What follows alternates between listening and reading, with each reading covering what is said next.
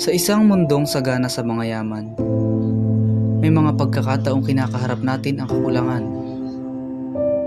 Ngunit, paano nga ba tumutugon ang gobyerno sa mga hamong ito? Uy, Ara, gising na! Gising na! Anong oras na? Ano ba yun, Nay? Kompleto na kaya to? Ay, naku, ang hirap-hirap maghanap ng trabaho.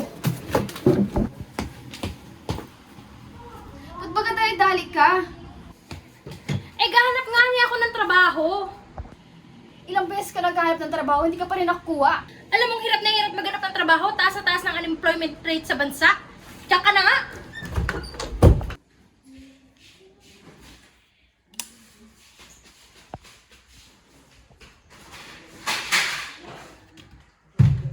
Hindi tubig, wala. Nay, nasa may pagkain? Ewan ko, tanong mo doon sa tatay mo. Wala nang panghuli. Ako na naman na ano ka. Kung kayo nasama sa akin sa pangisda. Malakad na ako, ha? Ay, ano? Akala ko bagay kay mangingisda. Anong oras na? Neng, tara, tayo malawad na. Neng. Lambat check. Ano, Neng? Wala na makatanghuli. Ano ba kaya? Si tatay naman, nagbibiro pa, wala na nga ning huli eh.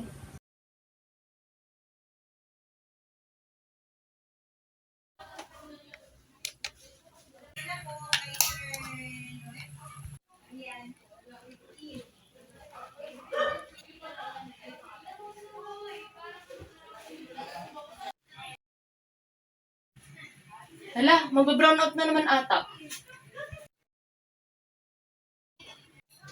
Hala, nag-brown out na nga. Paano ko pa kaya matatapos yung activity ko nito? Maglaban na lang kaya ako.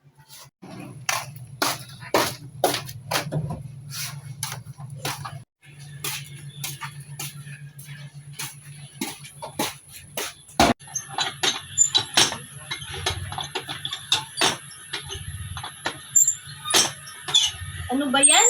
Wala na ang kuryente, wala pang tulo. Paano na matatapos yung gawain ko ngayon?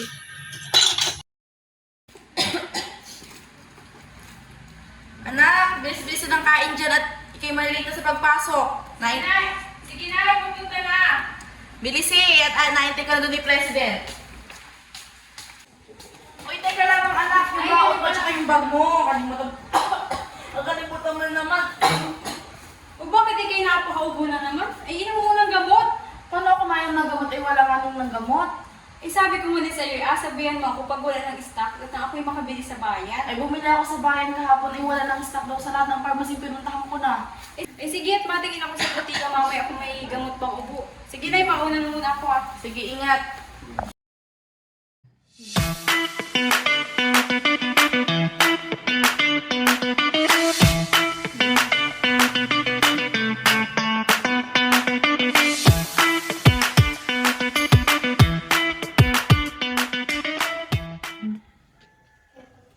Hello VP Joyce. It's already time for the meeting.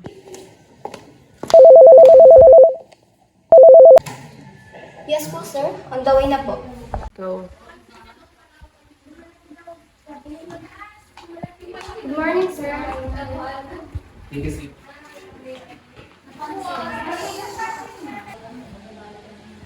So our agenda for today is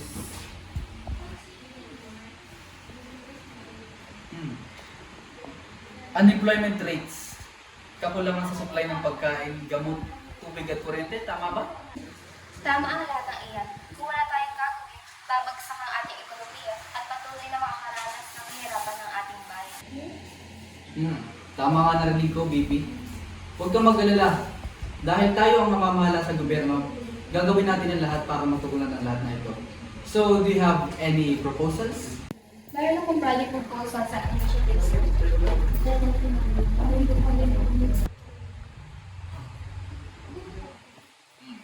Okay, so go ahead on your proposal. We can import medicine from foreign countries to address this medical issue. Sa kakulangan naman ng tubig at supply ng kuryente, ay bubuksan natin ang power plants at magpapadala tayo ng workers para ayusin at mag-maintenance sa mga sirang pipes ng tubig. Oh, I see. That's good. We can approve it right now. But how about the food storage? We're also working on that, sir. Oh, sis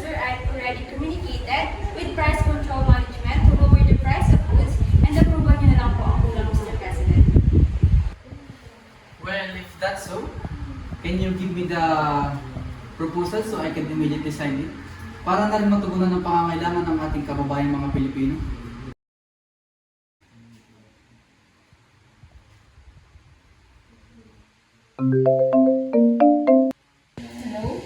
Hello, Ms. Secretary. Pakisabi naman kay Mr. President na isinasagawa na ang mga papeles ng proyektong naaprubahan. Sir, okay na daw yung mga projects na na-approve. Well, that's good. Pakisabi maraming salamat sa ating isang pagkakas. Wala naman tayong huli tayo. Wala naman tayong makain. Ay, pasensya na anak. Gawin talagang buhay. Oh, bakit malungkot ang mga beshi ko? Ay, loko ka. Wala ka ng uli ay.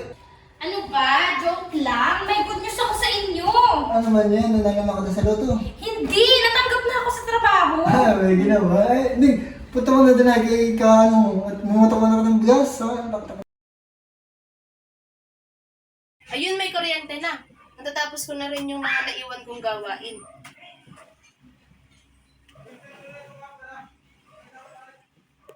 Ay, sa din pa ng linya ng tubig. Para mabilis agad ang umaksyon ng gobyerno, ah.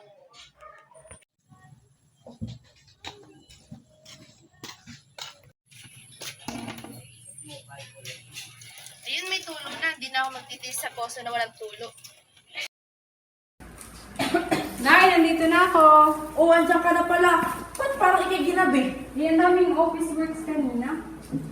O, di na pala yung lubos na binabili mo. Oh, saan ka nakabiling to? Kahapon nung bumili ako dun sa pharmacy, sabi hindi daw sila makakapag-provide pa ng gamot at isa-isang buwan pa daw sila makakakuha ng ganitong gamot. Ay, mabilis na na-approvean yung project proposal ni Vice President. Kaya may gamot ako nabili kanina. Buti nga at mabilis umaksyon ng gobyerno ngayon. Tingnan, may nabili na agad akong gamot. Ay, buti na lamang at sakta na lang ano kanina pa. Ako nakainin na rin ng gamot sa kanan naman. Sa tulong ng mga programa ng gobyerno na naglalayong mapabuti ang kalagayan ng mga mamamayan sa harap ng kakulangan, sama-samang pagkilos, maaabot din natin ang isang lipunan na may sapat na supply ng mga pangunahing pangangailangan